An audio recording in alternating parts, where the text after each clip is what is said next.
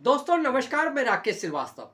महागठबंधन के बाद एनडीए की तरफ से बिहार में चुनाव से पहले घोषणा पत्र जारी कर दिया गया है। इस घोषणा पत्र का काफी समय से इंतजार किया जा रहा था, क्योंकि बिहार में जहां महागठबंधन की तरफ से तेजस्वी यादव को मुख्यमंत्री का फेस घोषित किया जा चुका है, वहीं एनडीए ने अभी तक मुख्यमंत्री का फेस नहीं बताया है। लेकिन इसी बीच जब 2 दिन पहले अमित शाह एक मंच से जब ये कहते सुने गए कि नीतीश कुमार बिहार में और दिल्ली में प्रधानमंत्री नरेंद्र मोदी यानी दोनों ही जगह पूरी तरह से फुल है, इसलिए दोनों ही वैकेंसी खाली नहीं है, तो ये वो बताने की कोशिश कर रहे थे कि दरअसल बिहार में नीतीश कुमार ही उनके मुख्यमंत्री होंगे। इससे पहले अमित शाह कई मौके पे इस बात को टालते हुए नजर आए कि बिहार में नीतीश कुमार उनके मुख्यमंत्री होंगे, और हर बार यही कहा कि विधानसभा चुनाव के बाद जब विधायकों की बैठक होगी उसके बाद इसका निर्णय लिया जाएगा। लेकिन लगातार विपक्ष की तरफ से उठाई जा रही मांग और विपक्ष की तरफ से सीएम फेस घोषित कर देने के बाद नैतिक रूप से एनडीए पे यह दबाव बढ़ रहा था कि वो भी सीएम फेस घोषित करे, लेकिन सीधे तौर पे नीतीश कुमार का नाम घोषित नहीं किया गया। यह अलग बात है कि अलग अलग मंचों से कहीं भारतीय जनता पार्टी के कई नेताओं ने एक ही बात दोहराई कि नीतीश कुमार मुख्यमंत्री थे, हैं और रहेंगे। यानी ऊपर से मैसेज आया कि जो जमीनी स्तर पे सीएम फेस घोषित नहीं करने की वजह से जो धरातल पे वोट बैंक का बिखराव हो रहा है, उसे लेकर उसे रोकने के लिए नीतीश कुमार का नाम घोषित करना पड़ेगा। इसी वजह से कई मंचों से इस बात की घोषणा की, लेकिन इस पर हम चर्चा बाद में करेंगे। इसमें और भी एक दिलचस्प पहलू है जिसे जोड़ना बाकी है। लेकिन आज जब शुक्रवार को घोषणा पत्र जारी किया गया एनडीए की तरफ से, उस दौरान तमाम तरह के नेता यानी भारतीय जनता पार्टी के राष्ट्रीय अध्यक्ष जेपी नड्डा, नीतीश कुमार, चिराग पासवान, जीतन राम मांझी, मैं कुशवाहा, ये तमाम नेता मौजूद थे। लेकिन दिलचस्प बात यह है कि घोषणा पत्र जारी सिर्फ 26 सेकेंड के अंदर कर दिया गया और इसके अगले ही पल ये तमाम नेता मंच से उठकर चले गए। कहा गया कि ये चुनाव प्रचार करने के लिए निकले हैं। इसके बाद सम्राट चौधरी जो बिहार सरकार में उप मुख्यमंत्री है, उन्होंने मीडिया के सवालों का जवाब दिया। सवाल ये उठ रहा है कि जब घोषणा पत्र में 20 तमाम तरह की बातें कही गई है माफ करेंगे, उस दौरान क्या इन नेताओं को 10 मिनट या 15 मिनट मीडिया के सामने नहीं रहना चाहिए? आखिर ऐसी क्या मजबूरी पड़ गई कि नीतीश कुमार, जीतन राम मांझी, चिराग पासवान, जेपी नड्डा, ये तमाम नेता 2 मिनट के अंदर ही मंच से बाहर चले गए और सम्राट चौधरी ने पत्रकारों के सवालों के जवाब दिए। ऐसे में सवाल ये उठ रहा है कि जो घोषणा पत्र जारी किया गया उन बातों को लेकर कितनी गंभीर है एनडीए। अगर गंभीरता होती तो ये जितनी नेता है, ये तमाम नेता मंच पे जरूर नजर आते और पत्रकारों के सवालों के जवाब देते और ये बताते कि जो घोषणा पत्र में वो बातें लिख रहे हैं या बता रहे हैं, वो सच में उसे धरातल पर उतारने के लिए कटिबद्ध है।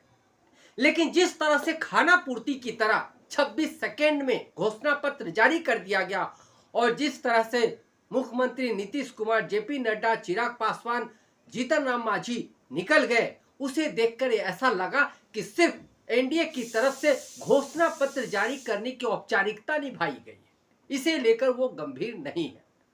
अब जरा चलते हैं कि घोषणा पत्र में किन किन बातों का जिक्र किया गया। सबसे बड़ा जिक्र, बिहार में 1 करोड़ लोगों को नीतीश कुमार की अगर सरकार बनती है तो 1 करोड़ लोगों को रोजगार दिया जाएगा। जो बिहार के गरीब लोग हैं उन्हें केजी से पीजी तक की पढ़ाई मुफ्त में कराई जाएगी। इसके अलावा महिलाओं को 2.5 लाख रुपए तक का कर्ज दिया जाएगा। इसके अलावा करीब 1 करोड़ महिलाओं को यानी जीविका दीदियों को करोड़पति बनाने का लक्ष्य रखा गया है। साथ ही महिला उद्यमियों को करोड़पति बनाने का भी लक्ष्य तय किया गया है। माई योजना 5 साल तक माई बहन योजना इन्होंने भी शुरू की है। इसके तहत 5 साल तक हर महीने 2500 रुपये दिए जाएंगे। कर्पूरी ठाकुर किसान सम्मान निधि, इसके तहत 3 साल हर महीने 3000 रुपये किसानों को दिए जाएंगे। 125 यूनिट फ्री बिजली की घोषणा की गई है। और सबसे दिलचस्प घोषणा यह है कि बिहार को बाढ़ मुक्त करने की घोषणा की गई है। यानी अब एनडीए सरकार जो पानी की धार है उसे भी रोकने वाली है, नदियों की जो दिशा है उसे भी बदलने वाली है। पिछले 20 वर्षों से नीतीश कुमार बिहार की सत्ता में बैठे हुए हैं। हर साल बाढ़ आती है और तबाही होती है, लाखों लोग बेघर हो जाते हैं, हजारों का परिवार बिखर जाता है, करोड़ों की संपत्ति तबाह हो जाती है। लेकिन इन 20 वर्षों में बिहार बाढ़ मुक्त हो, इसे लेकर क्या किया गया है ये पूरा देश जानता है। हर साल बाढ़ आती है और तबाही की तस्वीरें देश भर में घूमती है और बिहार बाढ़ को लेकर पहले से ही बदनाम है और आज तक बदनाम है। इस दौरान कुछ भी नहीं बदला। नीतीश कुमार बार बार मुख्यमंत्री बनते रहे लेकिन हालात नहीं बदले। अब वही नीतीश कुमार की एनडीए की तरफ से कहा जा रहा है कि बिहार को बाढ़ मुक्त कर दिया जाएगा।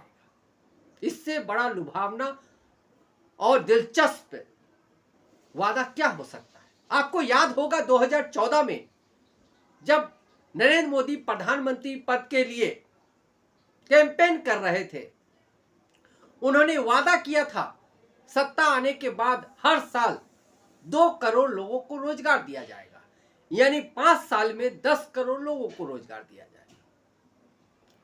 किसानों की आय दोगुनी कर दी जाएगी। इसी तरह के तमाम वादे किए गए और इन वादों की हकीकत क्या है ये आज आप धरातल पर देख सकते हैं। इस देश में 100 स्मार्ट सिटी बनाई जानी थी। हर सांसद ने एक जिले को, एक अपने संसदीय क्षेत्र को गोद लिया था उसको विकसित करने के लिए।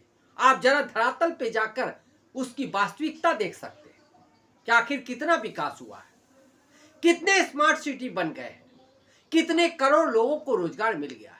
एक आंकड़ा बताता है कि 2014 से अब तक करीब 1.25 करोड़ लोगों की नौकरी जो सरकारी स्तर पे है वो जा चुकी। कहां तो ये जा रहा था कि नौकरी दी जाएगी, लेकिन नौकरी जाने की संख्या सबसे अधिक। अब ऐसी ही सरकार और ऐसा ही गठबंधन बिहार में 1 करोड़ लोगों को रोजगार देने की बात कर रहा है। तो नीतीश कुमार को यह जरूर बताना चाहिए कि पिछले 20 वर्षों से जब से वो सत्ता में है उन्होंने कितने लोगों को रोजगार दिया है और अब अचानक से बिहारियों को रोजगार देने की इतनी बड़ी इच्छा कैसे पैदा हो। जिस बिहार से 20 वर्षों में नीतीश कुमार पलायन नहीं रोक पाए, उस बिहार को अब 1 करोड़ नौकरी की सौगात दी जा रही है। महिलाओं के खातों में पैसे पहुंचाए गए और महिलाओं पे ऐसी मेहरबानी कि उन्हें लखपति और करोड़पति बनाने की बात कही जा रही है। और इतनी बड़ी बड़ी घोषणा के बावजूद जो नेता है वो 5 मिनट तक मीडिया का सामना नहीं करते हैं, मीडिया के सवालों का जवाब तक नहीं देते, क्योंकि उन्हें चुनाव प्रचार करना है। अगर वो इन मुद्दों को लेकर इतने ही गंभीर होते तो वो मीडिया के सवालों का सिलसिलेवार जवाब देते और बताते कि वो किस हिसाब से कैसे 1 करोड़ लोगों को रोजगार देंगे, कैसे जीविका दीदियों को वो लखपति बनाएंगे, महिला उद्यमियों को करोड़पति बनाएंगे, कैसे केजी से पीजी तक गरीब बच्चों को मुफ्त शिक्षा दी जाएगी और किस तरह से बिहार को बाढ़ मुक्त किया जाएगा। ये वो बिहार जो वर्षों से बाढ़ को लेकर अभिशप्त है और हर साल तबाही का मंजर देखता है, उस राज्य को बाढ़ से मुक्त करने का इतना बड़ा संकल्प लिया एनडीए ने, लेकिन इसका सामना करने के लिए कोई भी नेता पत्रकारों के सामने नहीं थे। सामने कौन थे? सम्राट चौधरी, अब जरा सम्राट चौधरी की भी कहानी सुन लीजिए। माफ करेंगे।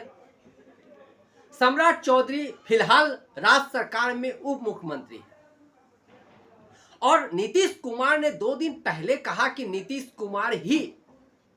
माफ कीजिएगा, अमित शाह ने कहा कि नीतीश कुमार ही बिहार के मुख्यमंत्री है और दिल्ली में प्रधानमंत्री नरेंद्र मोदी है। इन दोनों सीट खाली नहीं है, यानी आगे भी वो दोनों ही अपने पद पे बने रहेंगे। यानी एक तरह से उन्होंने नीतीश कुमार को मुख्यमंत्री का चेहरा बता दिया और इसी तरह की जुबान भाजपा के कई नेताओं ने सुनाई, मंच से ऐलान किया कि नीतीश कुमार मुख्यमंत्री थे, हैं और रहेंगे।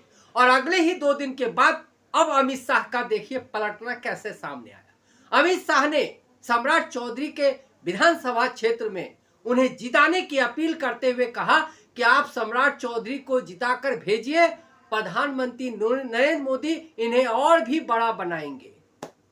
अगर एक व्यक्ति उप मुख्यमंत्री है तो उसे और कैसे बड़ा बनाया जाएगा, यानी उसे सीएम बनाया जाएगा। यानी सम्राट चौधरी भारतीय जनता पार्टी की तरफ से सीएम फेस है, ये अनौपचारिक रूप से घोषित कर दिया गया। और 2 दिन पहले कहा जा रहा था कि नीतीश कुमार के नेतृत्व में चुनाव लड़ा जा रहा है, नीतीश कुमार का पद खाली नहीं है, नीतीश कुमार मुख्यमंत्री थे, हैं, रहेंगे। अब समझ लीजिए कि यह कंफ्यूजन किस तरह का कंफ्यूजन है, किस तरह से नीतीश कुमार की जड़ें काटी जा रही है और नीतीश कुमार इस पूरे खेल में सिर्फ मूक दर्शक बने बैठे हुए। और इसी बीच घोषणा पत्र जारी हुआ और उस घोषणा पत्र का सामना करने के लिए मौजूदा मुख्यमंत्री 2 मिनट भी मीडिया के सवालों का जवाब देने के लिए बैठे नहीं रहे। महागठबंधन के घोषणा पत्र के दौरान तेजस्वी ने तमाम सवालों के जवाब दिए, उनके तमाम नेता जो मौजूद थे उन लोगों ने भी सवालों के जवाब दिए, लेकिन एनडीए के किसी भी नेता में इतनी हिम्मत नहीं हुई कि वो मीडिया के सवालों का जवाब दे। इसकी जिम्मेदारी सम्राट चौधरी को सौंपी गई। वो सम्राट चौधरी जिस पे करोड़ों के भ्रष्टाचार के आरोप लगे हैं, वो सम्राट चौधरी जिस पे क्रिमिनल केसेस है, जिस पे मर्डर के आरोप है। तो इस तरह से एनडीए बिहार में चुनाव लड़ रही है और उसका घोषणा पत्र जब जारी हो गया है तो समझ सकते हैं कि इन वादों को कैसे निभाया जाएगा। ये सिर्फ वादे हैं या निभाने की भी निष्ठा दिखेगी। आज के लिए बस इतना ही। अगर आप हमारे श्रोता हैं तो आप हमें जरूर लाइक और सब्सक्राइब करें। तब तक के लिए नमस्कार।